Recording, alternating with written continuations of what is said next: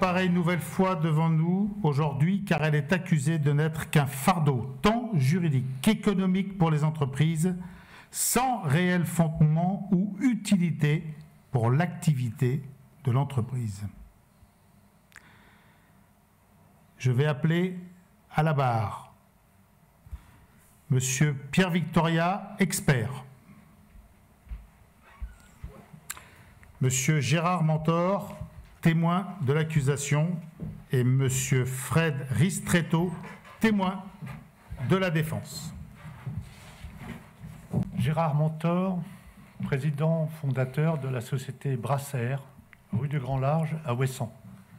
Je tiens ici à témoigner au nom de nos petites entreprises qui sont aujourd'hui au bord de la saturation réglementaire. Nous croulons sous les normes en tout genre, les règlements, et voilà qu'on nous remet une couche supplémentaire avec la RSE. Moi, mes fournisseurs, c'est simple, soit ils me suivent en baissant leur prix, soit on en trouve de meilleurs. Si je passe mon temps à mesurer mes impacts, c'est pas comme ça que mon chiffre d'affaires va augmenter. Vous savez, c'est un truc de grosse boîte du CAC 40, Monsieur le Président. Ils ont le temps. Nous, PME, on n'a pas de temps à perdre. Et puis, entre nous, je suis suffisamment responsable pour appliquer les réglementations, trier mes déchets et m'occuper de mes équipes.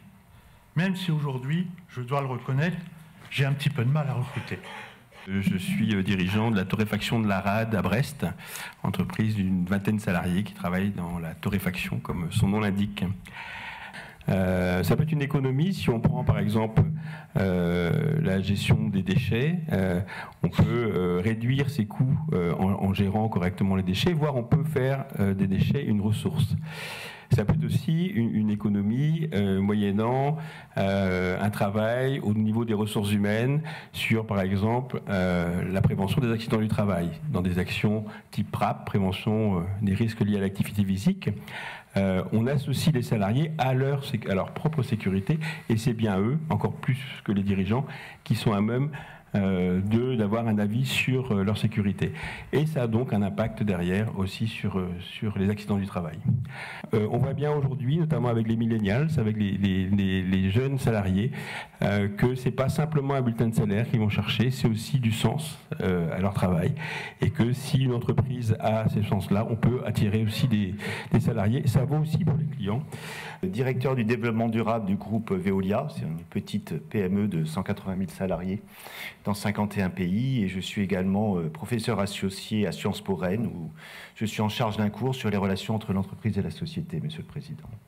Ce qui est certain aujourd'hui, à travers tous ces sondages, c'est de montrer, ou études, qu'aucune entreprise et aucune activité économique ne peut perdurer si elle ne répond pas aux attentes de son époque.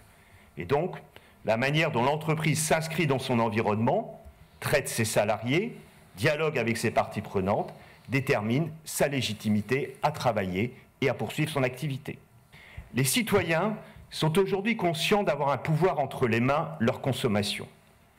Les critères de performance des marques sont aujourd'hui liés à la question des valeurs de l'entreprise.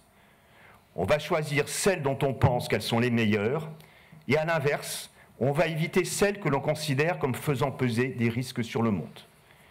À cet égard, plus de 61% des consommateurs dans le monde déclarent être plus enclins à acheter les produits d'une entreprise responsable, et ce pourcentage devrait augmenter avec les générations à venir.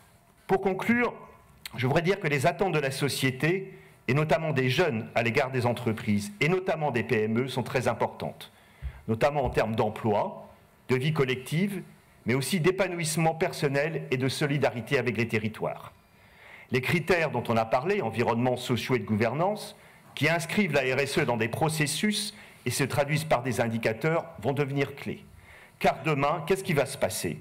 Eh bien, vous aurez une application du type Yuka qui jugera du respect de ces critères, et sur cette base, que se fera à la fois l'acte d'achat d'un produit ou d'un service, ou d'une décision d'un jeune de répondre à une proposition d'embauche. Voilà ce que je voulais dire, Monsieur le Président.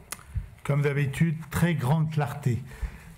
Jamais je n'oublierai le visage de ces hommes, de ces femmes, de ces enfants. Ces petits entrepreneurs de campagne qui se nourrissent bien souvent d'un petit quignon de pain et d'une carafe d'eau. Oui, le bilan est lourd et parfois trop lourd. Alors, à ces hommes, ces femmes, ces enfants, j'ai envie de leur dire je vous aime. Je suis avec vous.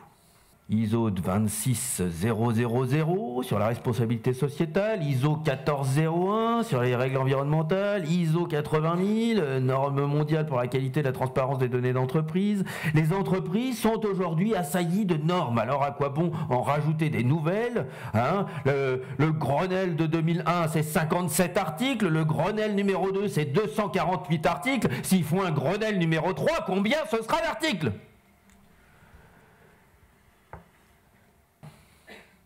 Urgence à 10 ans, Monsieur le Président. Si ce n'est pas un oxymore, excusez-moi, je ne sais pas ce que c'est. Vous ne savez pas ce que c'est non plus, un oxymore. Non? Ah, si, vous savez ce que c'est? C'est bien. C'est bien. Excusez-moi, mais dans 10 ans, à ce rythme-là, c'est nous-mêmes qui serons oxy et morts. L'oncle d'un ami à moi nous disait toujours « Un grand pouvoir implique une grande responsabilité ». Un ami de Pouguerneau. Et car c'est bien de pouvoir ici qu'il s'agit. Le pouvoir que vous avez tous en tant que TPE, PME, grands groupes, vous avez ce pouvoir-là d'influer sur le monde, sur l'environnement. Alors si c'est une petite contrainte économique, excusez-moi, mais je pense qu'on peut aller plus loin. Monsieur le Témoin, vous avez parlé d'une étude qui rapporte ces 13% de gains de productivité pour les entreprises impliquées dans la RSE, mais ce que vous n'avez pas mentionné, et je permettrai d'aller plus loin, mais je vous reconnais bien, là vous êtes beaucoup trop gentil. Vous êtes beaucoup trop gentil. Ces 13% de productivité concernent des entreprises qui agissent non pas sur la contrainte, mais par une véritable volonté véritable de s'ancrer dans ce principe de RSE. Un fardeau sans apport économique à l'entreprise. Assesseur, vous pouvez procéder. La RSE est accusée de n'être qu'un fardeau sans apport économique. Mesdames et messieurs les jurés, veuillez procéder au vote.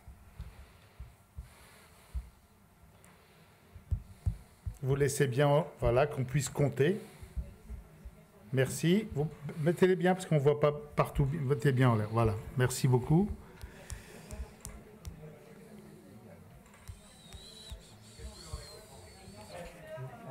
Je crois qu'il y a des daltoniens, Monsieur le Président. Pardon?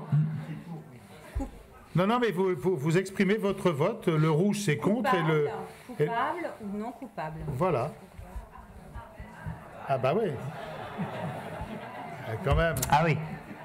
Ah oui, d'accord. Ah oui, c'est pas pareil. On n'est pas passé loin de l'incident juillet. Ah, voilà. Ah d'accord. Excusez-moi, Monsieur le Président, mais je pose une réserve technique. Là, le vote n'est plus du tout le même que tout à l'heure. On sent qu'il y a eu de l'influence. Les influences tiennent compte de la qualité des différents intervenants. Et bim dans votre gueule, Monsieur le procureur. Si vous permettez, Monsieur le Président.